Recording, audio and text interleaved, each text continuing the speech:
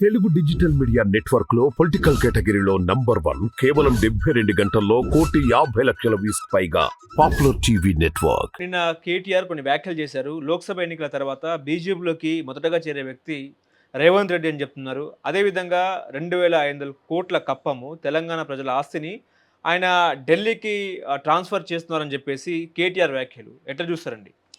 అంటే ఒక్కటి కాంగ్రెస్ పార్టీ 3 రాష్ట్రాల్లో మాత్రమే అధికారంలో ఉంది. వాళ్ళ రిసోర్సెస్ ఏవైతే ఉన్నాయో జాతీయ స్థాయిలో భారతీయ జనతా పార్టీ వాళ్ళు ఫ్రీజ్ చేశారు వాళ్ళ అకౌంట్స్ని. 100 crores అది ఇన్కమ్ ట్యాక్స్ అన్నారు.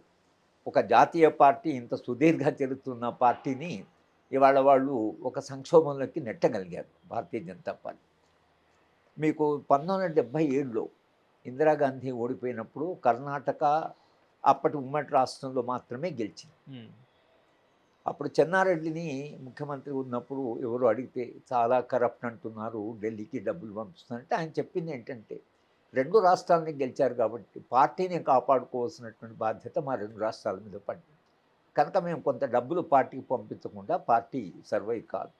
కనుక కొంత నిజమే మేము ఢిల్లీకి డబ్బులు పంపిస్తున్న మాట నిజమే అని చెన్నారెడ్డి గారు ఒక పత్రికా విలేకరు అడిగిన దానికి చెప్పారు.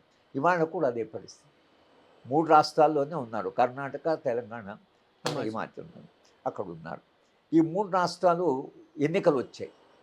ఎన్నికలో కొంత కాకుండా పార్టీకి కొంత డబ్బులు అవసరం. గెలిచిన పార్టీ రాష్ట్రాల నుంచే కొంత ఇవ్వాల్సి వస్తుంది.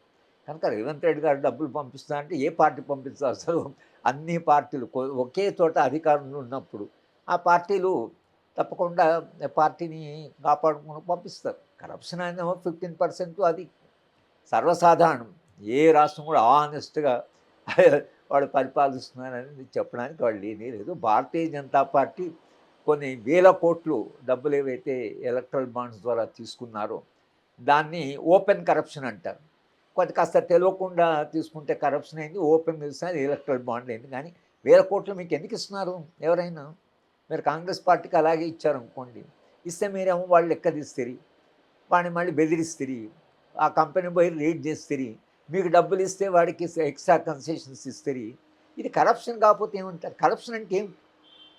కరప్షన్ అంటే మీరు ఒక కంపెనీకి ఫేవర్ చేసి మీ రాజ్యాధికారం వలన మీరు ఒక కంపెనీకి ఫేవర్ చేసి భూమి ఇవ్వడము, ఒక ఖనిజం ఇవ్వడము, ఏదో మీరు ఇచ్చి ఇలా ఒక రాంగ్ లైసెన్స్ ఇవ్వడము మీరు ఇచ్చి వారి దగ్గర డబ్బులు తీసుకుంటున్నారు. అది కరప్షన్ కాదా? మీరు యాంటీ కరప్షన్ ఉద్యమంలో జరిగింది ఏంటి అసలు? అన్నా హజారే ఉద్యమంలో పార్టీలు కరప్ట్ అయిపోయి డబ్బులు తింటున్నారని కదా.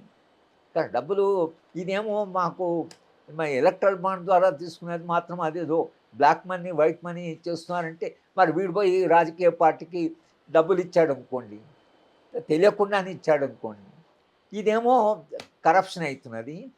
మీకు ఎన్నికల బాండ్లో పేరు చెప్పకుండా మీకు డబ్బులు ఇస్తే అది న్యాయసమ్మతమే, అవును పార్టీలు కంపెనీలు ఇస్తాయని అంటే ఇదేం అసలు?